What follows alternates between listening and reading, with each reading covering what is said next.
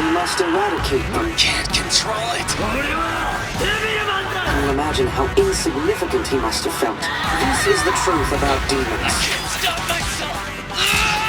Devilman Crybaby is the shit. By now, this probably doesn't come to much of a surprise to anybody. This show is really good, and everybody's talking about it. Even PewDiePie reviewed it. But fuck you, I loved it, and I'm gonna talk about it too, so you're gonna have to deal with it. I'm gonna tell you why this is the first must-watch anime of 2018 without spoiling too much. So let's go, I'm gonna try to make this quick. The Devilman series is originally created by Go Nagai, who is also known for Mazinger Z, which alongside Getter Robo, my personal favorite of the two, invented the super robot genre as we know it. What I'm saying is you wouldn't have Gurren Lagann without this guy. It's also worth noting that the Devilman series is equally influential, having inspired series like Evangelion, Berserk, and many others. In this story, you follow Akira Fudo, a super sensitive and caring young boy who's told by his childhood friend Ryo Asuka that demons exist and they want to take over the world. Akira then becomes possessed by a powerful demon, but with his pure heart, he retains his humanity, becoming... Yeah, you know how it works. Now, Devilman Crybaby is a direct-to-Netflix remake of the original story, with a few notable changes that I'll explain later on. This new series is directed by Masaki Yuasa, the guy who made Kaiba and Taitami Galaxy. You know, those godlike shows that are forever on your backlog because you're like me and you suck because you're reading One Piece for the 4th time before starting something new, even though you know you're gonna like it. The directing in this show is honestly what kept me watching. It has an engaging plot and a cast full of likable characters, but the cinematography and editing are what really pull it all together. This is not your average anime series. It feels like a feature-length OVA, which I guess is the most accurate way to describe it. But what primarily makes this series different than the original is how the characters have changed and how the plot now revolves around those characters. Aside from Akira and Ryo, many of the characters in the original manga don't get fleshed out that much. It was a more simple shonen story about fighting monsters with a fucked up message at the end, but here there are a lot of equally engaging subplots. I can safely say that I like basically all the supporting characters, most notably the freestyling SoundCloud rapper guys. At the beginning of some episodes, you get these guys doing these badass freestyle raps, and you slowly realize that the lyrics are narrating the events of the series.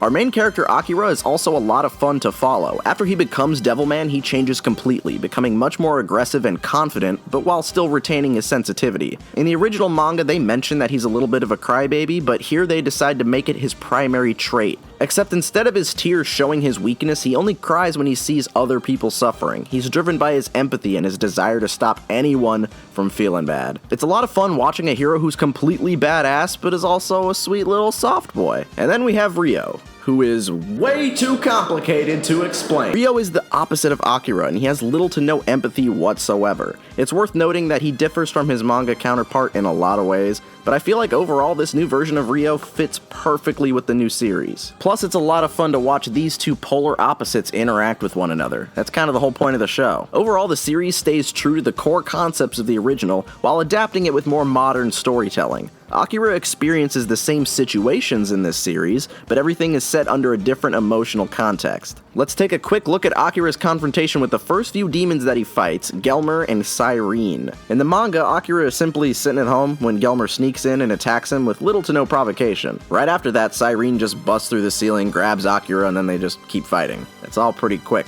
In the anime, these confrontations are spread out over multiple episodes. Gelmer uses his abilities to infiltrate Akira's personal life, and Cyrene plots over the course of multiple episodes to take advantage of Akira when he's emotionally vulnerable. This leads to the episodes feeling a little less monster of the week and more like built-up boss fights. Lots of people might yell at me for this, but I feel like this show is an excellent substitute for the original manga. If you read the manga first, many of the twists will be spoiled, and I feel like as far as modern sensibilities go, it would be more satisfying to experience this story this way first. It'll definitely hit you a lot harder. Or you can ignore both of them and just watch the OVA with the hilarious dub. You mean he tried to kill you?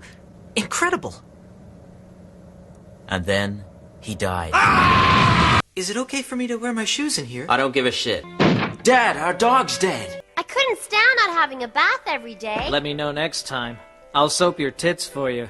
Whoa, hey! I should also mention that this show is basically split in two halves, and around episode 6, things take a pretty dramatic turn, which I personally appreciated, being someone who only really read a little bit of the manga. I've heard complaints that the story changes too dramatically, but I really think that there's a natural narrative progression between the horny high school ultra-violence arc and the war is bad, please be nice to each other ultra-violence arc. I mean, the original manga starts off as a simple action story, but halfway through you get this random dude suddenly talking about the futility of war. Now, the story was dark before this point, but from episode 6 onward, it just gets delightfully miserable. If you like sad and depressing anime like Evangelion and Berserk, you'll see a lot of areas where Devilman inspired those series. And like those series, you'll also see how obscene concepts can be used to tell a powerful story. If you didn't know, this show is pretty horny. It's got a lot of titties. I don't even have much footage I can use in this video without getting flagged. But hey, if that isn't your thing, that's totally fine. This series is not for everybody. But I will say that the second half of the show mostly ditches the sexual themes and dives straight into misery and introspection. If you're going into the series blind, you'll likely be surprised in the direction that the show takes, but that's a good thing. Like I said, I only read a little bit of the manga before watching the series, so I was pleasantly surprised with how things turned out. On the surface, you'll see a hyper-sexualized, ultra-violent anime, but it quickly becomes a commentary on war, hypocrisy, prejudice, and love. The series is all about understanding and empathy, with Akira fighting due to his empathetic nature. There haven't been many recent anime that have gotten an emotional response out of me, but Crybaby really has a good chance of turning you into a crybaby. The story also explores the dark side of human nature and how humans are closer to demons than you'd expect. It explores ideas of mass hysteria, fear-mongering, government corruption, acceptance, and belonging. Honestly, I could just go on and on. The show's got a lot of stuff in it. The series also keeps things interesting by utilizing beautiful visual metaphors. For example, in this adaptation, the characters are all on the track team, and instead of this being a throwaway concept, it's used to tie everyone together and show truly moving sequences. The characters running is one of the constant themes, and it always reemerges as a concept to say something about what the characters are experiencing. These sequences are also effective because of the amazing animation and music. The presentation isn't just style over substance, it enhances the subject matter. I was gonna watch this show just for the animation, and hey, it has a really good story too, so that's a win-win. I will say that there are some moments where the animation felt less eccentric and a little more on the lazy side. But out of the entire 10-episode run, the visuals mostly serve to enhance the story, like I said. As for the music, it is surprisingly effective given how few songs there are. You'll hear some of the same songs pretty frequently, but for some reason that never really bothered me. The songs are actually really good, and I can say that all of my favorite pieces from the soundtrack sound like they're from different shows. The music ranges from epic orchestrated battle anthems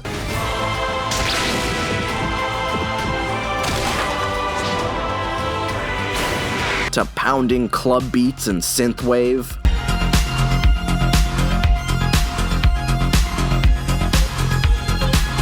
And then you have haunting, heartbreaking songs for when the show really wants to fuck you up.